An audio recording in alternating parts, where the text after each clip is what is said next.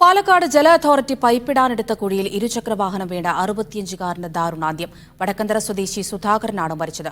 മാസങ്ങളായി പ്രദേശവാസികൾ മൂടാനാവശ്യപ്പെടുന്ന കുഴിയിലാണ് സുധാകരൻ വീണത്. ഇന്നലെ വൈകിട്ട് 6 മണിയോടെയാണ് സുധാകരൻ കുഴിയിൽ വീണത്. പറക്കുന്നത്ത് വിക്ടോറിയ കോളേജ് ഗ്രൗണ്ടിന് സമീപം മാസങ്ങൾക്ക് മുൻപാണ് ജല അതോറിറ്റി പൈപ്പിടുന്നതിന് കുഴിയെടുത്തത്. ഇതിൽ സുധാകരൻ സഞ്ചരിച്ച ഇരുചക്രവാഹനം വീഴുകയായിരുന്നു. തെറിച്ചു വീണ സുധാകരന്റെ തലയ്ക്കാണ് പരിക്കേറ്റത്. ഉടനെ ജില്ലാ ആശുപത്രിയിലും തൃശൂർ മെഡിക്കൽ കോളേജിലും എത്തിച്ചെങ്കിലും ജീവൻ രക്ഷിക്കാനായില്ല. പുള്ളിക്കാരുടെ ദേഹത്തായിരുന്നു വണ്ടി കിടക്കണ്ടായിരുന്നത്.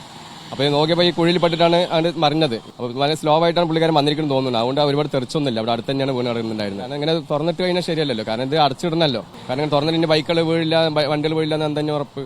3 മാസമായി ജനങ്ങൾ മൂടാനാവശ്യപ്പെടുന്ന കുഴിയിലാണ് സുധാകരൻ വീണത്.